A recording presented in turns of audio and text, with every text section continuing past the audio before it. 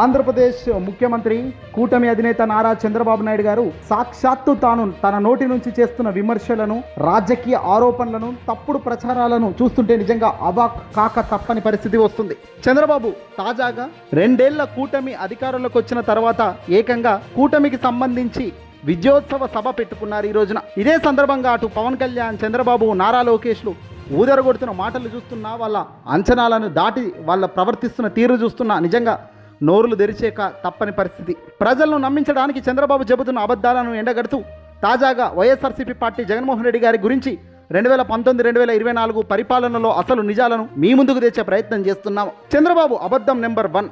ఇక్కడ చంద్రబాబు చెప్పిన అబద్ధంలో అత్యంత దారుణంగా ఉన్న అబద్ధం ఇది. కేంద్ర పథకాలను పక్కన పడేశారు, జలజీవన్ మిషన్ నిధులు వాడుకోలేదు జగన్ అంటూ చంద్రబాబు తాజా ఆరోపణ చేశారు. జలజీవన్ మిషన్ కిందకు ఇంటింటికి త్రాగునీరు అందించేందుకు కేంద్రం 27,000 కోట్లు ఇస్తే 40% గ్రాంటును వాడుకోకుండా గత ప్రభుత్వం నిర్లక్ష్యం చేసింది అంటూ చంద్రబాబు ఆరోపణ ఇది. వాస్తవం లెక్కల ప్రకారం ఇప్పుడు చూద్దాం రండి. పూర్తిగా ప్రజలను తప్పుదో పట్టించే అంశము అబద్ధము చంద్రబాబు చేసిందంతా కూడా. జలజీవన్ మిషన్ అనేది 100% కేంద్రం నిధులతో నడిచే పథకం కాదు. దీని నిధులు భాగస్వామ్య నిష్పక్షపాతంగా, అంటే 50-50, అటు కేంద్రం 50%, రాష్ట్ర వాటా 50%. జగన్మోహన్ రెడ్డి గారి ప్రభుత్వం ఈ పథకాన్ని ఎక్కడ కూడా పక్కన పెట్టలేదు. రాష్ట్ర వాటా 1,000 కోట్లు విడుదల చేసి పనులు వేగవంతం చేసింది. 2019 నాటికి ఆంధ్రప్రదేశ్లో గ్రామీణ ప్రాంతాల్లో కేవలం 25% ఇళ్లకు మాత్రమే కుళాయి కనెక్షన్ ఉంటే జగన్ పరిపాలన ముగిసే సమయానికి అది 60%కి పెరిగింది. గ్రాఫ్ చెబుతున్న మాట. చంద్రబాబు చెబుతున్న 27,000 కోట్లు అనేది కేంద్రం ఉచితంగా ఇచ్చిన గ్రాంట్ కాదది. అది మొత్తం ప్రాజెక్ట్ అంచనా ఖర్చు. అందులో సగం రాష్ట్రం భరించాలి. కరోనా సంక్షోభం ఉన్నప్పటికీ గత ప్రభుత్వం గ్రామీణ నీటి సరఫరా కింద ప్రాజెక్టును నిర్మించడం జరిగింది. కేంద్ర జలశక్తి మంత్రిత్వ శాఖ అధికారిక డాష్బోర్డుల రికార్డుల ప్రకారమే ఆంధ్రప్రదేశ్లో లక్షలాది కొత్త కనెక్షన్లు ఇచ్చినందుకు కేంద్రమే గతంలో ప్రశంసల వర్షం కురిపించింది జగన్మోహన్ రెడ్డి గారి సర్కార్పై.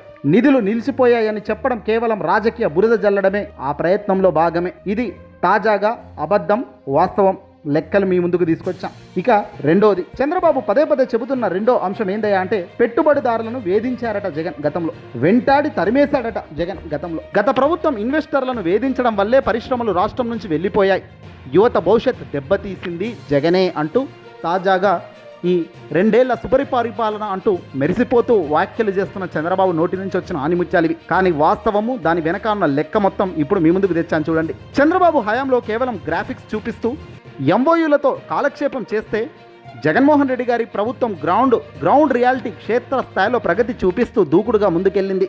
Is of doing business. కేంద్ర ప్రభుత్వం DPIIT విడుదల చేసిన is of doing business ర్యాంకింగ్స్లో YSRCP హయాంలో ఆంధ్రప్రదేశ్ వరుసగా దేశవ్యాప్తంగా నెంబర్ 1 స్థానంలో నిలిచింది.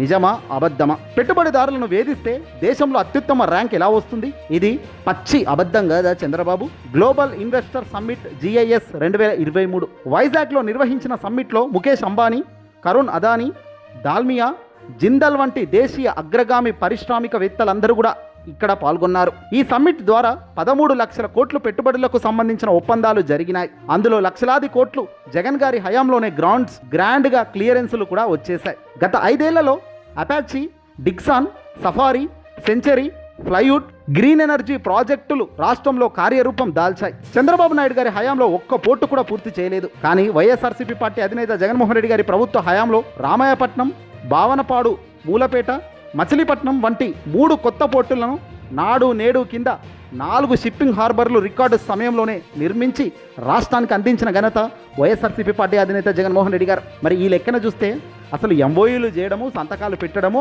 ఆ తర్వాత తూతూ మంత్రంగా అనిపించే చంద్రబాబు ఇక్కడ ఆచరణ సాధ్యం కానీ సీరియస్గా తీసుకొని తన 5 ఏళ్ల కాలంలోనే పూర్తి చేసిన జగన్ ఇక్కడ.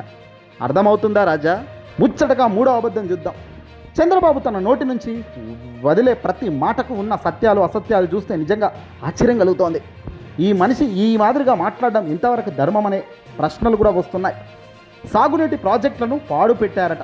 గత ప్రభుత్వంలో నీటిపారుదల రంగాన్ని నిర్లక్ష్యం చేసి ప్రాజెక్టులను పాడు చేశారట. ఇది జగన్పై మరో ఆరోపణ చంద్రబాబు నోటి నుంచి వచ్చింది. నిజానికి పోలవరం ప్రాజెక్టును తన సొంత లాభాల కోసం ATMలా వాడుకొని సర్వనాశనం చేసింది చంద్రబాబు నాయుడేనని సాక్షాత్తు దేశ ప్రధాని నరేంద్ర మోదీ గారే గతంలో విమర్శించిన విషయం బహుశా ఇప్పుడు చంద్రబాబు అది మర్చిపోయి ఉంటారు. 2018లో చంద్రబాబు పబ్లిసిటీ పిచ్చితో కమిషన్ల కోసం ప్రధాన డ్యాం కట్టకుండా గ్యాపులు వదిలేసి కాపర్ డ్యామ్ కట్టారు. దీనివల్ల 2019, 2020 వరదల వల్ల ప్రధాన డ్యామ్ నిర్మించాల్సిన చోట డయాఫ్రమ్ వాల్ కొట్టుకుపోయింది. దీంతో ఈ చారిత్రాత్మక తప్పిదం వల్లే పోలవరం ప్రాజెక్ట్ 100 కోట్ల నష్టం రావడానికి ప్రధాన కారణం చంద్రబాబే అంటూ ఆనాడు జగన్ కూడా అధికారంలో ఉన్నప్పుడు క్లియర్ కట్గా వివరించే ప్రయత్నం చేశారు. అంతెందుకు, దేశ ప్రధాని మోదీ గారే అన్నారు, ఏటీఎంలో వాడుకొని తింటున్నాడు, అమరావతిని సర్వనాశనం చేస్తున్నాడు చంద్రబాబు అని. మరి దాన్ని కరెక్ట్ అంటారా? దీన్న వైఎస్ జగన్ గారి హయాంలో నెల్లూరు బ్యారేజ్, సంగం బ్యారేజ్, మేకపాటి గౌతమ్ రెడ్డి బ్యారేజ్లను పూర్తి చేసి ప్రజలకు అంకితం చేశారు. రాయలసీమకు నీరిచ్చే గాలేరు నగరి, హంద్రీనివా పనులను ప్రాధాన్యత క్రమంలోనే ముందుకు తీసుకొచ్చి చంద్రబాబు గారిలా ప్రచార ఆర్భాటాలు చేయకుండా ఖర్చులను వేగంగా తగ్గించి ప్రాజెక్టులపై నిజమైన శ్రద్ధ పెట్టింది వైసీపీ జగన్ గారి ప్రభుత్వమే అంటున్నారు ఇప్పుడు ప్రజానికం. మరి ఇన్ని నిజాలు ఇలా ఉంటే అబద్ధాలు చెప్పడానికి నోరేలా వస్తుంది బాస్? ఇక అబద్ధం నెంబర్ 4, నన్ను ఎలాంటి నోటీస్ ఇవ్వకుండా అక్రమంగా 53 రోజుల పాటు జైల్లో పెట్టారు తమ్ముళ్ళు, అవునా కాదా తమ్ముళ్ళు అంటూ చంద్రబాబు తన సొంత డబ్బాలో సానుభూతికి పరిగెడుతూ పోతున్నాడు ఈరోజు. కానీ ఇక్కడ చంద్రబాబు చేస్తున్న ఆరోపణ ఏందయ్యా అంటే, స్కిల్ డెవలప్మెంట్ కేసులో తప్పు చేయకపోయినా ఏ నోటీసు లేకుండా రాజకీయ కక్షతో జైలుకు పంపారు అని చంద్రబాబు ఇప్పటికీ తన అరెస్టును పావుగా వాడుకుంటూ జగన్పై ఇంకా అదే స్థాయిలో బురద జల్లే కార్యక్రమానికి శ్రీకారం చుడుతున్నారు. చంద్రబాబు అరెస్ట్ అయింది చట్టపరమైన ఆధారాలను చూపడం వల్ల కాదా? దర్యాప్తు సంస్థల నివేదికల వల్ల తప్పు రాజకీయ కక్షతో కాదు. రాజకీయ కక్షతో అయితే ఆధారాలు ఏమీ ఉండకూడదు. దర్యాప్తు సంస్థలు జైలుకు వెళ్ళిన మొదటి రోజే బయటకు తీసుకొచ్చే ప్రయత్నం చేస్తారు. కానీ ఇవేవీ చేయకుండా చట్టపరంగా ఆధారాలు అత్యంత బలంగా ఉండడం వల్ల దర్యాప్తు సంస్థలు కూడా చంద్రబాబుకు ఏమీ చేయలేనప్పుడు చేయలేపేశారు. చివరకు చంద్రబాబుకు హ్యుమానిటేరియన్ గ్రౌండ్స్ కింద బయటకు వచ్చారు. హెల్త్ బాలేక బయటకు వచ్చారు. యువతకు శిక్షణ ఇస్తామని చెప్పి ఏకంగా షేర్ కంపెనీలను సిమెంట్స్ సంస్థ వాడుకొని ప్రభుత్వ ఖజానా నుంచి 371 కోట్లు విడుదల చేసి ఇందులో సిమెంట్స్ సంస్థ తాము ఎలాంటి డబ్బులు తీసుకోలేదని, ఆ ప్రాజెక్టుతో మాకు అసలు సంబంధమే లేదని కోర్టుకు చెబితే అందరూ ముక్కున వేలేసుకున్నారు. షెల్ కంపెనీల ద్వారా నిధులను ఎంత వేగంగా మళ్లించారో క్లియర్గా అడ్డంగా చంద్రబాబు దొరికింది. నిజం కదా? ప్రభుత్వ నిధుల్లో సుమారు 241 కోట్లు డిజైన్ టెక్ మరియు ఇతర బోగస్ కంపెనీల షెల్ కంపెనీల ద్వారా చంద్రబాబు నాయుడు గారు తన అనుచరులకు చివరికి నారా లోకేష్ పర్యవేక్షణలో అకౌంట్లు చేరినట్లు ఎన్ఫోర్స్మెంట్ డైరెక్టరేట్, జీఎస్టీ, ఇంటెలిజెన్స్ పక్క ఆధారాలతో నిరూపించలేదా? చట్టపరమైన అరెస్ట్ అని చెబుతున్నప్పటికీ ఇన్ని లెక్కలు పై పటారం మాత్రం చంద్రబాబు పీక్స్ చేస్తున్నాడు. సిఆర్పిసి సెక్షన్ల ప్రకారమే తగిన ఆధారాలు ఉన్నందునే సిఐడి పోలీసులు ఆయన్ను అరెస్టు చేశారు. కోర్టు అన్ని ఆధారాలను పరిశీలించిన తర్వాతే ఆయనకు రిమాండ్ అనేది విధించింది. దీనికి వైఎస్ఆర్సీపీ ప్రభుత్వానికి ముడిపెట్టడం నిజంగా హాస్యాస్పదం. ఇది అబద్ధంలో అబద్ధం. తాను ఏం చేయకపోయినా తాను ఏదో బయటకు వచ్చాడట. సరే, ఆ బయటకు వచ్చి ఇప్పుడు అధికారంలో ముఖ్యమంత్రి స్థానంలో ఉండి కూడా తను చేసిన పనులు ఏమిటి, చేయిస్తున్న పనులు ఏమిటి అనేది కూడా రాబోయే కాలంలో మరింత ముందుకు వస్తాయి. ఇక అబద్ధం 5వది చూస్తే, రాష్ట్రంలో ఎక్కడ పైసలు లేవు, డిపార్ట్మెంట్స్ అన్ని కుప్పకూల్చారు, జగన్ హయాంలో డిపాజిట్లు గల్లంతయ్యాయి అని చంద్రబాబు. జగన్ గారి పరిపాలన వల్ల రాష్ట్రం దివాలా తీసి పారేశాడు, ఖజానా ఖాళీ అయిపోయింది, అందుకే 7 శ్వేతపత్రాలు నేను వచ్చిన వెంటనే విడుదల చేశా అంటూ చెప్పుకొస్తున్నారు. శ్వేతపత్రాల పేరుతో చంద్రబాబు విడుదల చేసినవన్నీ ఎల్లో పేపర్లు, తప్పుడు లెక్కల పత్రాలే అనేది క్లియర్గా అందరికీ తెలిసిన వాస్తవం. జగన్మోహన్ రెడ్డి గారి ప్రభుత్వంలో 5 ఏళ్ళు దాదాపు 2.70 లక్షల కోట్లు, అంటే 2,70,000 కోట్లు డైరెక్ట్ బెనిఫిట్ ట్రాన్స్ఫర్ డీబీటీ ద్వారా నేరుగా పేద ప్రజల బ్యాంకు ఖాతాల్లోకి ఎలాంటి అవినీతి లేకుండా, మధ్యవర్తులు లేకుండా జమ చేసిన మాట వాస్తవమా కాదా? అమ్మఒడి, చేయూత, ఆసరా, కాపు నేస్తం, రైతు భరోసా, విద్యా దీవెన వంటి పథకాలలో గ్రామీణ ఆర్థిక వ్యవస్థను బలోపేతం చేసింది జగన్ కాదా? నాడు నేడు కింద డిపార్ట్మెంట్లను విధ్వంసం కాలేదు, బాగుపడ్డాయి. ప్రభుత్వ పాఠశాలలు, ఆసుపత్రుల రూపురేఖలను నాడు నేడు ద్వారా కార్పొరేట్ స్థాయిలో మార్చిన విషయం నిజం కాదా? ఈరోజు ఇదే చంద్రబాబు తన సర్కార్ అధికారంలోకి వచ్చిన వెంటనే ప్రభుత్వ పాఠశాలలకు వెళ్ళి ఎలాంటి స్కూళ్ళు ఇవి, అసలు నేను ఎక్కడా చూడలేదు ఈ స్కూళ్ళు అంటూ ఓవైపున పవన్ కళ్యాణ్, మరోవైపున లోకేష్, చంద్రబాబు అవాక్కైన మాట వాస్తవం కాదా? రాష్ట్ర వ్యాప్తంగా 17 కొత్త ప్రభుత్వ వైద్య కళాశాలలు ఒకేసారి ప్రారంభించింది గత వైసీపీ ప్రభుత్వమే అన్నది అందరికీ గుర్తుపెట్టుకోవాలి. పరిపాలనను ప్రజల వద్దకు తీసుకెళ్తూ 15,000కు పైగా గ్రామ వార్డు సచివాలయాలను ఏర్పాటు చేసి 1.35 లక్షల మంది యువతకు శాశ్వత ప్రభుత్వ ఉద్యోగాలు కల్పించిన విషయం వాస్తవమా కాదా? ప్రతి నెల 1వ తేదీన ఇంటి వద్దకే పెన్షన్ అందించే వాలంటీర్ వ్యవస్థను తెచ్చింది ఈ జగన్ కాదా?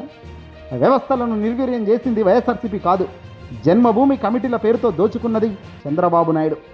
చంద్రబాబు నాయుడు అధికారంలోకి వచ్చిన ప్రతిసారి గత ప్రభుత్వంపై ఏడవడం, శ్వేతపత్రాల డ్రామా ఆడడం అలవాటే. 2014లోనూ ఇదే విధంగా వైట్ పేపర్లు వదిలి ఆ తర్వాత ఏ ఒక్క హామీని కూడా నెరవేర్చని గొప్ప ఘనత ఈ పెద్దయినది. ఇప్పుడు కూడా సూపర్ 6 హామీల నుంచి ప్రజల దృష్టిని మళ్లించడానికి పవన్ కళ్యాణ్ను పావుగా వాడుకుంటూ సానుభూతి పొందడానికి మాత్రమే ఈ వీడియోలో చంద్రబాబు అబద్ధాలు చెబుతున్నారే తప్ప మరొకటి కాదు. నిధులు మళ్లింపు జరిగింది లబ్ధిదారుల ఖాతాలోకి తప్ప చంద్రబాబు గారి లాగా సింగపూర్ కంపెనీల అకౌంట్లోకి కాదు అన్నది అక్షర సత్యంగా ఈరోజు క్లియర్గా తెలుస్తుంది. ఏదేమైనప్పటికీ కూడా సత్యం ఆలస్యంగా విజయం సాధించే లోపే దుష్ప్రచారం వేగంగా పరిగెడుతోంది.